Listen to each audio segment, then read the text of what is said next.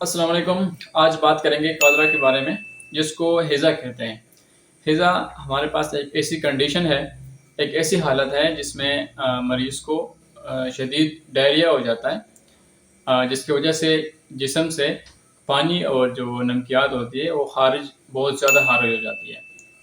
Cholera ہمارے پاس گندے پانی اور گندے خوراک کی وجہ سے ہوتا ہے، جو کہ بازاری چیزیں ہوتی ہے کھانے کے، یا کوئی فروٹس یا کچھ سبزی وغیرہ ہم گھر لے آتے ہیں، اس کو واش کے بغیر کھا لیتے ہیں، تو اس وجہ سے بھی ہیزا ہو سکتا ہے۔ ٹھیک ہے، اس کے جو علامات ہوتے ہیں، علامات اس کے یہ ہے کہ جو ڈائریا ہوتا ہے بہت زیادہ ہوتا ہے۔ ٹھیک ہے، اس کے ساتھ دل خراب ہوتا ہے، الٹیاں آ جاتی ہے۔ ٹھیک ہے، اور پانی اور نمکیات بہت زیادہ حالت میں جسم سے خارج ہو جاتی ہیں، جس کی وجہ سے ڈی ہائیڈریشن ہوتی ہے، بلڈ پریشر بالکل گر جاتا ہے۔ ٹھیک ہے، اور پلس ریٹ بھی گر جاتا ہے، اور اس کے ساتھ مریض بے ہوشی کی حالت میں بھی جا سکتا ہے۔ اب بات کریں گے کہ اس کا ہم تشخیص کس طرح کریں گے۔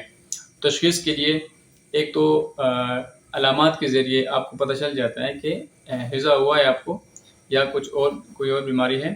اور دوسرا طریقہ ہے لیبارٹری ٹیسٹ کے، جس میں سٹول آری آپ کروا سکتے ہیں مریض کو، مطلب کہ مریض کا جو سٹول ہے اس کے ذریعے آپ لیبارٹری ٹیسٹ کروا سکتے ہیں۔ ٹھیک ہے، اور اس کے ساتھ اگر ڈائریا زیادہ دنوں تک ہوا ہے تو پھر آپ کو الیکٹرولائٹ کا بھی کروانا چاہیے۔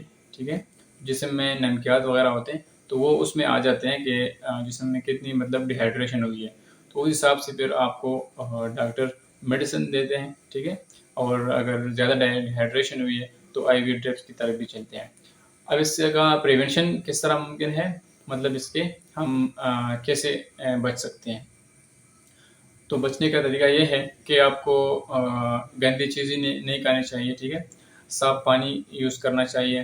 اس کے ساتھ اگر کوئی بازار سے کوئی چیز آپ لاتے ہیں، ٹھیک ہے، تو اس کو صحیح طریقے سے دھو کے پھر اس کو بنانا چاہیے، پھر اس کو کھانا چاہیے۔ اور اس کے ساتھ کھانے سے پہلے ہاتھ دھونے چاہیے۔ ٹھیک ہے، واش روم اٹینڈ کرنے کے بعد ہاتھ دھونے چاہیے۔ یہ طریقہ آپ یوز کر کے تو اس سے آپ بچ سکتے ہیں۔